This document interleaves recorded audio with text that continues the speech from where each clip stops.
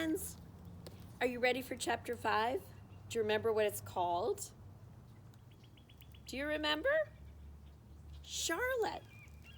Wilbur and I are here. We're outside again today because it's a gorgeous day. It's sunny. And I really hope that you're getting a chance to play on our nice sunny days and warm days. Please get outside. Today we have our gator, and this is what sometimes I drive around the farm. And it's really helpful when we go feed the animals and take care of our animals. And I thought today that Wilbur and I would read from the gator, and we are going to read chapter 5. Chapter 5 is called Charlotte. The night seemed long. Remember? Wilbur heard a voice and said, "I'll meet you in the morning, play with you in the morning, but go to bed now." Wilbur's stomach was empty and his mind was full. And when your stomach is empty and your mind is full, it's always hard to sleep. A dozen times during the night, Wilbur woke and stared into the blackness, listening to the signs and trying to figure out what those sounds were. A barn is never perfectly quiet. Even at midnight, there is usually something stirring. The first time he woke, he heard Templeton, the rat, gnawing a hole in the grain bin. Templeton's teeth scraped loudly against the wood and made quite a racket. "That crazy rat," said Wilbur. "Why does he have to stay up all night grinding his clashers and destroying people's property? Why can't he go to sleep like any decent animal?" The second time Wilbur woke, he heard the goose turning on her nest and chuckling to herself. "What time is it?" Wilbur whispered to the goose. "Probably, obably, 11:30, said the goose. "Why aren't you asleep, Wilbur?" "Too many things on my mind." "Well," said the goose, "that's not my trouble. I have nothing at all on my mind, but I have too many things under my behind. Have you ever tried to sleep while sitting on 8 eggs? "No," replied Wilbur. "I suppose it is uncomfortable." "How long does it take a goose egg to hatch?" Approximately 30 days, all told," answered the goose. "But I cheat a little. On warm afternoons, I just put a little straw over the eggs and go out for a walk." Approximately 30 days. Show me 30 if we're counting by tens. 10, 20, 30. 30 days for a goose egg to hatch. Wilbur yawned and went back to sleep. In his dreams, he heard again the voice saying, "I'll be a friend to you. Go to sleep. You'll see me in the morning." About half an hour before dawn, Wilbur woke and listened. The barn was dark. The sheep lay motionless. Even the goose was quiet. Overhead on the main floor, nothing stirred. The cows were resting. The horses dozed. Templeton had quit work and gone off somewhere on an errand. The only sound was the slight scraping noise from the rooftop where the weather vane swung back and forth. Wilbur loved the barn when it was like this, calm and quiet, waiting for the light of day. "Day is almost here," he thought. Through a small window, a faint gleam appeared. One by one, stars went out. Wilbur could see the goose a few feet away. She sat with her head tucked under a wing. Then he could see the sheep and the lambs. The sky lightened. "Oh, beautiful day, here it is at last. Today I shall find my friend." Wilbur looked everywhere. He searched his pen thoroughly. He examined the window ledge, stared up at the ceiling, but he saw nothing. Finally, he decided he would have to speak up. He hated to break the lovely stillness of dawn by using his voice, but he couldn't think of any other way to locate that mysterious new friend who was nowhere to be seen. So Wilbur cleared his throat. "Attention, please," he said in a loud, firm voice. "Will the party who addressed me at bedtime last night kindly make himself or herself known by giving me an appropriate sign or signal?" Wilbur paused and listened. All the other animals lifted their heads and stared at him. Wilbur blushed, but he was determined to get in touch with his unknown friend. "Attention, please," he said. "I will repeat the message. Will the party who addressed me at bedtime last night kindly speak up? Please tell me where you are if you are my friend." The sheep looked at him in disgust. "Stop your nonsense, Wilbur," said the oldest sheep. "If you have a new friend here, you're probably disturbing his rest. And the quickest way to spoil a friendship is to wake someone up in the morning before he's ready. How can you be sure your friend is an early riser?" "I beg everyone's pardon," Wilbur said. "I don't mean to be objectionable." He lay meekly down in the manure, facing the door. He did not know it, but his friend was very near. And the old sheep was right. The friend was still asleep. Soon Lurvy appeared with slops for breakfast. Wilbur rushed out, ate everything in a hurry, licked the trough. The sheep moved out and off down the lane. The gander waddled along behind them, pulling grass. And then, just as Wilbur was settling down for his morning nap, he heard that thin little voice that had addressed him the night before. "Salutations," said the voice. Wilbur jumped to his feet. "What?" he cried. "Salutations," repeated the voice. "What are they and where are you?" he cried. "Salutations," repeated the voice. Salutations are greetings. When I say salutations, it's just my fancy way of saying hello or good morning. Actually, it's a silly expression. I'm surprised that I used it at all. As for my whereabouts, that's easy. Look up in the corner of the doorway. Look up high. Here I am. Look, I'm waving. At last, Wilbur saw the creature that had spoken to him in such a kindly way. He stretched across the upper part of the doorway, and up there he saw a big spider web. And hanging from the web, head down, was a large gray spider.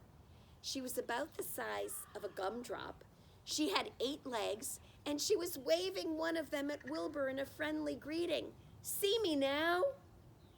"Oh, yes, indeed," Wilbur said. "Yes, indeed. How are you? Good morning. Salutations. Very glad to meet you. What is your name, please? May I have your name?" "My name," said the spider, "is Charlotte." "Charlotte what?" asked Wilbur eagerly. "Charlotte A. Cavatica, but you can just call me Charlotte." "I think you're beautiful," said Wilbur. "Why, I am pretty," replied Charlotte. "There's no denying that. Almost all spiders are rather nice looking. I'm not as flashy as some, but I'll do. I wish I could see you, Wilbur, as clearly as you can see me." "Why can't you?" said the pig. "I'm right here." "Yes, but I'm nearsighted," said Charlotte. "I've always been dreadfully nearsighted. I'm good in some ways, not so good in others. Watch me wrap up this fly." A fly that had been crawling along Wilbur's trough had flown up and blundered into the lower part of Charlotte's web and was tangled in the sticky threads. The fly was beating its wings furiously, trying to break loose and free itself. "First," said Charlotte, "I dive at him." She plunged down toward the fly, and as she dropped, a tiny silken thread unwound from her rear end. "Next, I wrap him up." She grabbed the fly, threw a few jets of silk around it, and rolled it over and over, wrapping it so it couldn't move. Wilbur watched in horror. He could hardly believe what he was seeing. And although he detested flies, he was feeling sorry for this one. "There," said Charlotte. "Now I knock him out so he'll be comfortable." She bit the fly. "He can't feel a thing now. He'll make a perfect breakfast for me." "You mean you eat flies?" gasped Wilbur. "Certainly. Flies, bugs, grasshoppers, gnats, midges, daddy-long-legs, centipedes, mosquitoes, crickets. Anything that is careless enough to get caught in my web. I have to live, don't I?" "Why, yes, of course," said Wilbur. "Do they taste good?" "Delicious. Of course, I don't really eat them. I drink them. Drink their blood." "I love blood," said Charlotte, and her thin, pleasant voice grew even thinner and more pleasant. "Don't say that," groaned Wilbur. "Please don't say things like that." "Why not? It's true," said Charlotte. "And I have to say what is true. I am not entirely happy about my diet of flies and bugs, But it's the way I'm made. A spider has to pick up a living somehow or another, and I happen to be a trapper. I just naturally build a trap and trap flies and other insects. My mother was a trapper before me. Her mother was a trapper before her. All our family have been trappers, way back for thousands and thousands of years. We spiders have been laying webs to catch flies and bugs for thousands and thousands of years. It's a miserable inheritance, said Wilbur gloomily. He was sad because his new friend was so bloodthirsty. Yes, it is, said Charlotte, but I can't help it. I don't know how the first spider in the early days of the world happened to think up this fancy idea of spinning a web, but she did, and it was clever, too. And since then, all of us spiders have had the same work to do. It's not a bad pitch on the whole. It's cruel, said Wilbur, who did not intend to be argued out of his position. Well, you can't talk, said Charlotte. You have your meals brought to you in a pail. Nobody feeds me. I have to get my own living. I live by my wits. I have to be sharp and clever, lest I go hungry. I have to think things out, catch what I can, take what comes. And it just so happens, my friend, that when it comes to flies and insects and bugs, I'm excellent at that.